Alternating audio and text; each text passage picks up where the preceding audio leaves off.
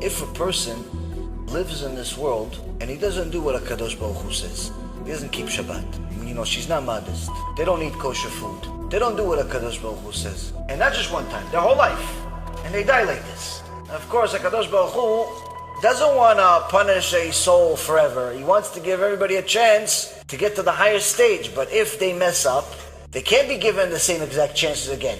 They have to be given a different chance. If you messed up in this family, next time you're going to get a different family.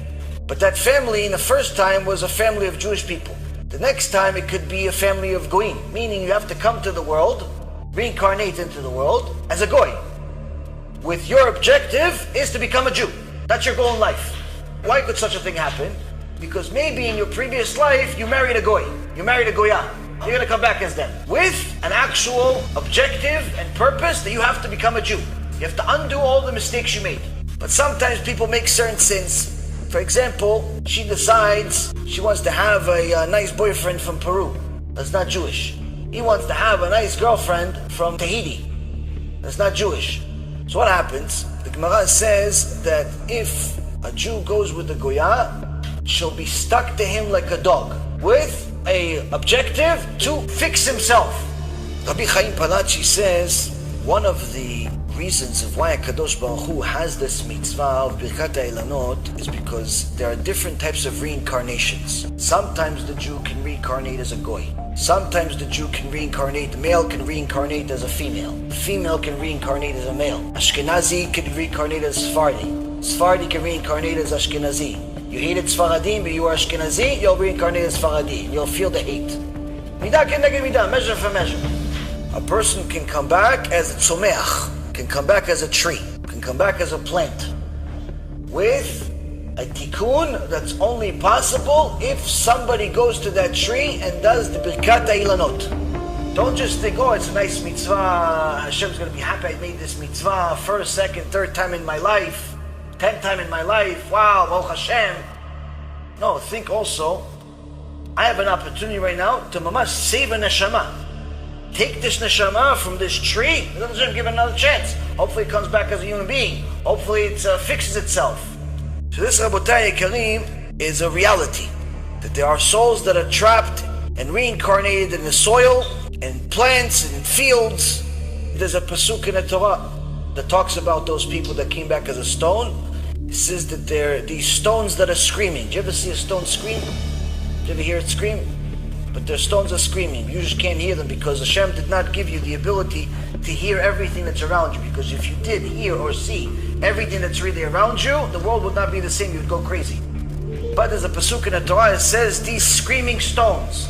Chachamim say, what are these screaming stones? Because these are the stones that actually have neshamot in them.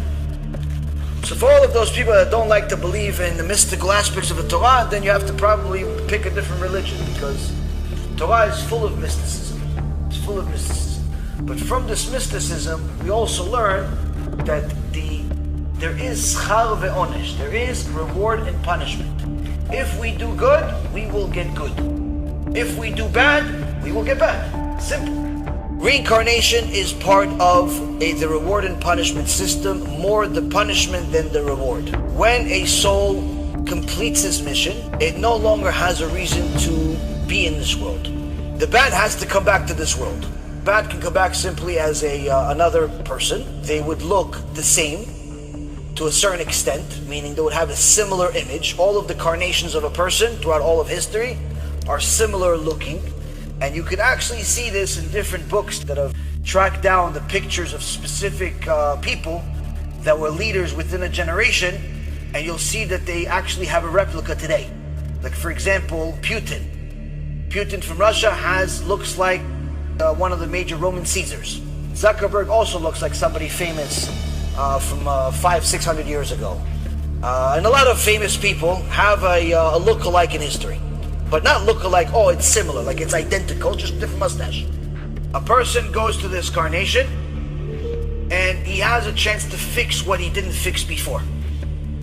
But sometimes, that reincarnation is a heavier punishment than usual. There are certain mekubalim that can deal with this stuff, but unfortunately there are certain people that hate these type of stories because they think this is mumbo-jumbo. Funny thing is that our sages talk about it across the entire Torah. You look at all of the work of the Arizal, talks about it constantly. Talk about all of the Rabbi Yehuda Ftaya. Just we're not talking even about a couple 100 years ago. 100 years ago, his whole book is full of stories of him talking to different souls. You look at the entire Zohar, you're going to see countless stories like this. You look at the Gemara, countless stories like this. But people have a hard time believing in reincarnation because they look at it only as a negative thing. Actually, it's a positive thing. There are different levels, different punishment. There's also different time frames. Some people can be there forever. It depends on what the sin is. What do you plan on doing with your life? Are you planning on serving HaShem or no?